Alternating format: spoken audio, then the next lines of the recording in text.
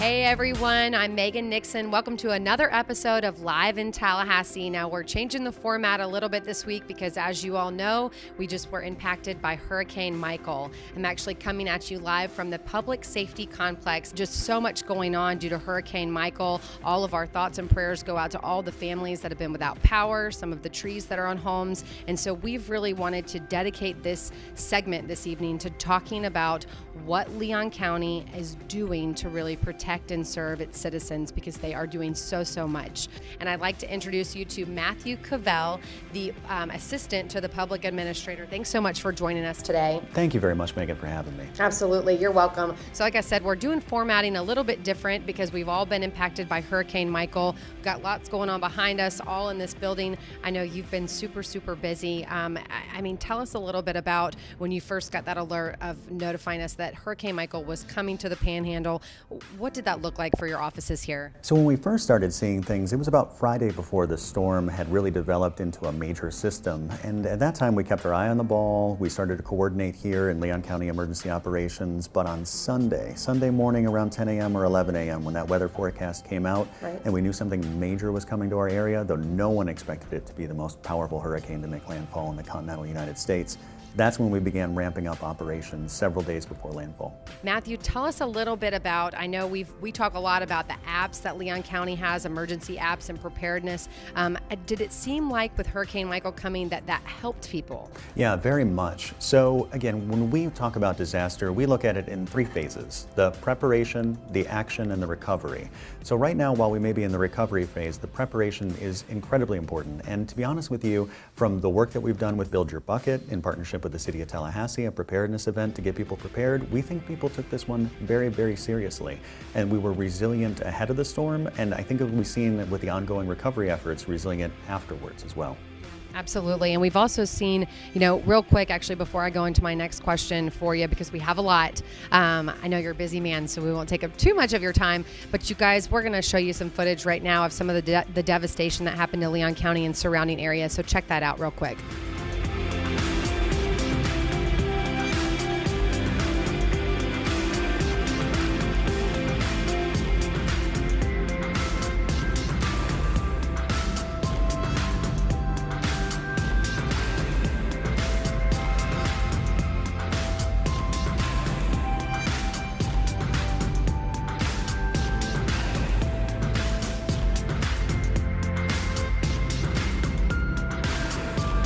Just awful images, so much destruction.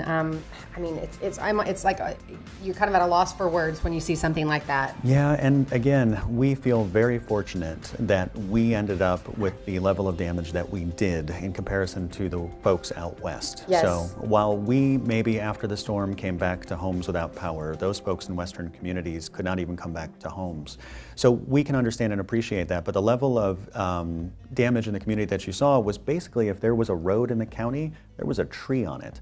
So over the time, the 4 days that followed, we cleared almost 1,100 trees from roadways to help get traffic back flowing again.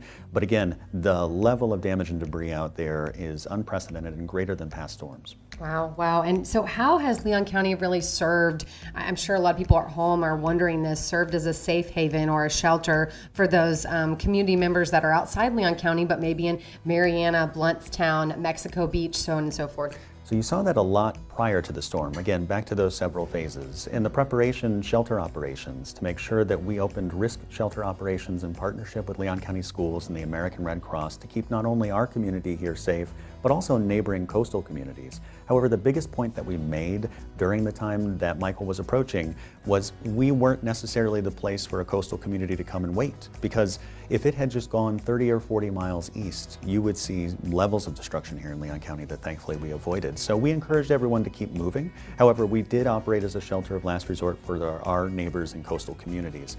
And you saw that on Tuesday evening before the storm made landfall, we had 400 or 500 people within our risk shelters. But then by the morning, after it had rapidly intensified and brought incredible winds in, we had seen almost 1,600 people in our shelters, a large number of which were from outside communities, but most of which were from here in Leon. So what does that look like now at this center? I mean, what's the vibe and kind of what's everybody working on? Well, so right now we're transitioning into long-term recovery. That's long-term coordination with FEMA to get assistance here for our community. It's continuing to invest in and coordinate with our social service agencies. But there is a big difference across those several phases. So when we were prepared for the storm and ready to respond, you saw maybe 400 to 500 people here bunked down in the emergency operations center, willing to get out there and return the community to normal. And now that the lights have come back on for the majority of our residents, and now we are working closely with the state of Florida and FEMA to house responders and emergency management personnel so that they can go west to some of the hardest hit areas. Wow. So we're definitely going to be standing up large base camp operations here in coordination with the federal government. That's amazing. That's amazing. I'm sure those of you at home have seen the tons and tons of lineman vehicles. I mean, there's pretty much not a major parking lot that you can go past without seeing the trucks and everybody set up and ready to go. So kind of wondering what the effort looks like. So it's nice to have a voice and a person to be able to explain what is going on in the community and how is Leon County helping some of these surrounding areas, because a lot of us do have friends and family that are in those areas that are impacted that they still don't have power, and they do have massive trees down and homes blown away. So terrible devastation. And I know I speak on behalf of everyone at Live in Tallahassee that our heart goes out to anybody that lost a family member or home or anything like that, just because it is such a travesty. But on a positive note, it has been so wonderful to see the power come back out here recently, and just the overall efforts of Leon County. So you guys really hunkered down and went to it. So I know I speak for everyone at home in saying thank you for that. No, it's, again, what we commit to do day in and day out, whether there's a storm or not, we at Leon County are here to serve our community. I mean, I think service is at the heart of everything that we do, and this storm gives us a chance to exemplify that. But we just really wanted to get out there and put our community back to normal. Absolutely. Now, Florida Restaurant and Lodging Association, we've seen them collect food for many of the communities that are without right now. It's just been so wonderful to see this community of Tallahassee come together and say, hey, you know what can we do to help? What have you seen personally?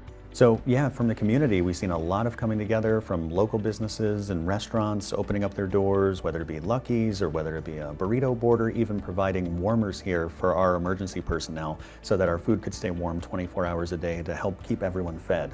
Those are the big commitments from our community where we really kind of lock arms and get to know your neighbors and the people that you work with. So again, I think that level of resilience and neighborliness, if that's even a word, we'll make it a word for is this something show. That is something that we just really hadn't seen before. Yeah. So, and in addition, getting the distribution point set up in partnership with the National Guard was very, very helpful in helping some of the outlying areas who didn't have power but might have been on septic.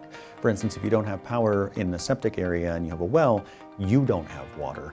And then that was a big commitment on behalf of Leon County in coordination with the state to get those resources out. So from the immediate needs of water and ice and MREs to now the long-term needs as our focus begins to turn west to those harder hit communities, I think we're still all in and engaged as we recover as a state, not just a community. What can local businesses, say you're watching this at home and you wonder, I'm a local business owner, or hey, I'm a Leon County resident, what can I do to help? What would you recommend for those people? So one of the best things that we would recommend is to contact the Florida Disaster Fund. It is a disaster fund put together by Volunteer Florida, a state office, and they're coordinating the donations and response and recovery efforts for the affected area. So again, absolutely appreciate that everyone has something to give and everyone wants to make a difference and help. However, the Florida Disaster Fund is one of those first steps to make sure that you're doing things right when it comes to donations and that you're getting your needs and your resources where they are needed most. So Florida Disaster Fund, and again, floridadisasterfund.org is a great place to go to figure out how to make sure that your help gets where it's needed most. Okay, and you said that's floridadisasterfund.org. So you guys, we're going to put that at the bottom of the screen right now. If you want to know how you can help, just take a picture, copy that link that's at the bottom of the screen. floridadisasterfund.org. So go ahead and check that out, you guys. All right. Well, we are going to go to break, but we're not letting you go yet. You're not off the hook yet. We're going to go to break really quick, you guys. Thank you so much for joining us for this special coverage of Hurricane Michael and the impact of Leon County. When we come back, we're going to have some fun stories that we weren't able to cover last week, and then we're going to speak with Matthew in just a little bit and kind of do a little bit more deep dive of what Leon County is doing to protect our residents. All right, you guys, stay with us.